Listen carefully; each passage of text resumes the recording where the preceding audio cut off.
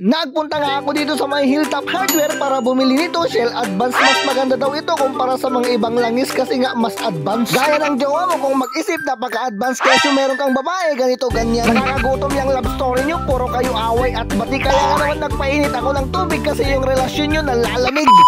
Bagong araw, bagong video na naman pero makulimlim pa rin dito sa aming kapaligiran. Pero kahit ganun, bagong video na naman to. Kaya welcome na naman kayo sa panibagong serye ng buhay ko bilang isang secure. Teka muna mali, bilang isang off-duty guard. Nagpunta nga kami sa may Libertad, Cagayan at nag-stop over muna ako dito sa may Hilltop Hardware para bumili ng pan-change oil. Madalas kasing gamitin ni Mrs. ang aking bototoy kaya ako lagi yung nag-change oil. Ala, wrong Diego, tila de bagbagam George. Wait lang, baliwam. Madalas kasing gamitin ni Mrs. ang aming Rosie o kasta dapat moment lang gamit. Awan ti sabalin nga ibagbagam. Pero wait lang, nalipatak mo di topic ko na yan tayo. Okay game, matagal na nga palang hindi nakapag-change oil ang aming Rosie kaya panigurado yung langis niya is nakapalpalut na. Yung sayo nga, 3 araw lang yan na hindi magagamit yung katas niyan, sobra ng lagkit. O baka iba na naman yung iniisip nyo, ang sinasabi ko ay yung silicone. Kung nababasa nyo nga tong hawak ko, parang ganyan kayo ang advance ng pag-iisip nyo. Pagkabili ko nga ng langis mga beshi waknes ko ay dumiretso na ako dito sa may Rosie Company. At alam nyo ba mga beshi waknes ko na mas mura ang langis ni Hilltop kaysa sa mga motor shop. Ang bili ko dati sa motor parts ng isang Shell Advance 1 liter ay 300 samantalang kay Hilltop ay 287 lang. Di supay di 13 pesos. Pag nayon ti igatang timangga kan aramang lagi naw ka George. Baka kan Diyos waday toy. Ay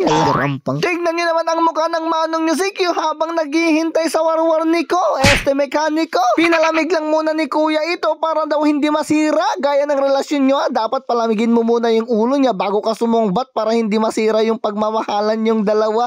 Uy, sana all. Trinain na nga ni kuya at kung mapapansin nyo, napakangisit na nga talaga ng ubot mo. Ay, joke lang. Mali. At dito ko napagtanto na ang mga motor parang lalaki pala kapag hindi mo chinainsoilan, mawawalan ng gana. Hala, sana all. Drain ang mga bolts. Hoy, si Atom man. Pagkatapos ko ang magpa-change oil ay pinick up ko na ang aking mga passenger at nag-stop over muna kami dito cause we are hungry tomorrow, today, yesterday, and never. Basta never mind. Heto nga, nagamit na nga rin sa wakas ang carrier na pinakabit ko sa likod. Maluwang na ngayon sila sa loob. Gaya ng yours, napakaluwang na sa sobra at sa araw-araw na panggagamit sa'yo ni George. Ano na naman ba yan? Bumili nga rin pala sila ng gulay para daw healthy living tayo pero ang totoo, ubos na yung ipon ko. Wala na tayong pambili ng karne. Magtiis muna tayo mga beshi. Pagka-uwi nga namin ay nakita ko na naman ang aking sarili na sobrang pretty. Okay sa bas, lanak mo tan pigi. Nagbabalak nga pala akong maligo kaso nga lang ang lamig-lamig ng relasyon nyo kaya ayan tuloy naapektuhan ng buong mundo. Nakakahiya mang sabihin pero nagpainit na ako ng tubig para naman ako makaligo na kasi yung relasyon nyo talaga sobrang lamig.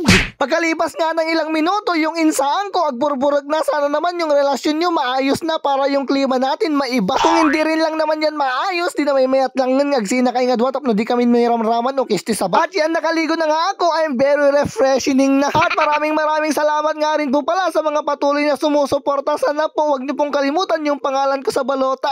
Walang ganon.